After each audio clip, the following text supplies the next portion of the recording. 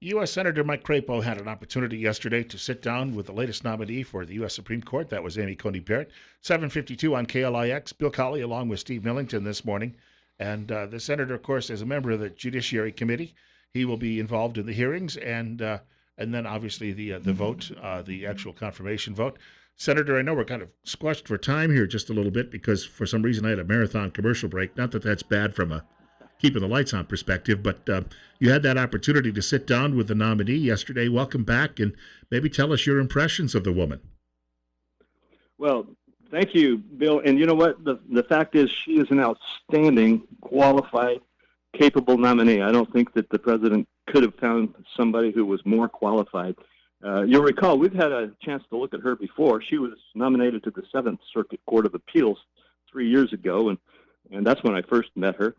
And now she's had 3 years on that Court of Appeals to show by her conduct as a judge whether she really is the kind of judge she said she would be. And she has done so perfectly. She is a law and order judge, one who believes that the Constitution and the statutes should be interpreted as they were written, and that her job is to call the balls and the strikes, not to set policy. And that's exactly what we need on the Supreme Court. I think it's going to be, and by the way, as far as the meeting I had with her yesterday, it was a delightful meeting. We spent about 30 minutes talking about her view of what the role of a justice and the role of the Supreme Court is in our constitutional system, as opposed to the role of the president or the role of Congress. And she gets it. And I just think she's going to be an outstanding justice. Good morning, Senator. This is Steve Millington. Hi, Steve. Thanks. Nice to have you on. The process, how do we get her approved through the Senate? And can you get that done before election date? Because there's an awful lot of issues that are going to be generated as a result of this election that will need Supreme Court review. The answer is yes, we can. I'll just give you a couple of statistics. Ruth Bader Ginsburg was confirmed in just 42 days, Sandra Day O'Connor in 33 days, and John Paul Stevens 19 days. So the Senate can move in just 2 or 3 weeks if it needs to. And I believe that we will move promptly. What I expect in terms of our schedule is that historically, the precedent, recently at least, has been that the majority gives the minority about 2 weeks to prepare. So there will be about a 2-week delay following President Trump's nomination. And that just gives everybody, including the nominee, time to prepare for the hearings. Then we'll have a week of hearings, 3 days. The first 3 days will be Judge Barrett herself, and every senator will have a couple of rounds of 20 or 30 minutes to talk with her and question her.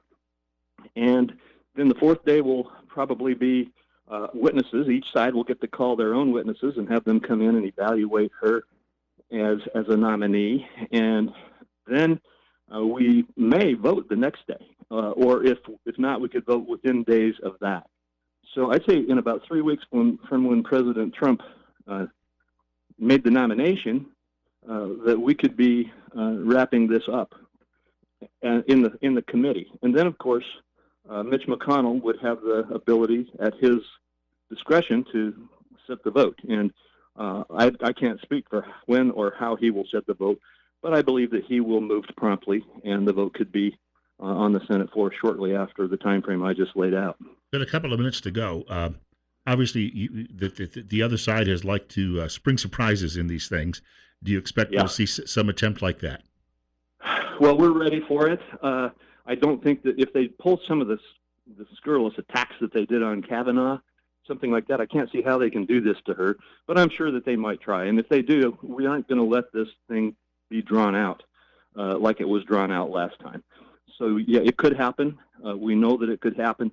But Chairman Graham has already said that he's not going to let this play out. He's seen how they play the game, and he's not going to let them play it out that way this time.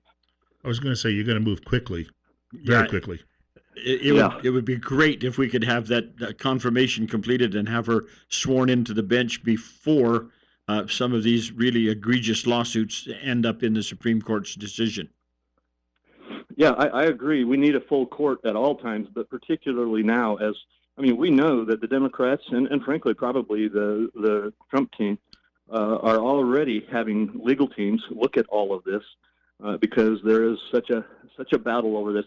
They won't stop at anything to try to stop this president from taking office, and that could very well involve litigation that makes it to the Supreme Court. And we need a full Supreme Court. And remember, Judge Barrett has said that if she's a justice, she's going to call the balls and strikes. She's going to be an honest and fair justice, and that's exactly what we want. Senator, we want to thank you for your time. I know you're doing a lot of media today, so the things are going to get a little busy for you, but it's always great to have you with us. Appreciate it so much, Senator. Thanks a million. Good to visit with you. Mm-hmm. Take care. Have a great day. You too. U.S. Senator Mike Crapo joining us this morning on News Radio 1310 KLIX and newsradio1310.com. And we want to thank Steve Millington for making the drive in again this morning. Keep in mind, Steve's going to be here the week of Columbus Day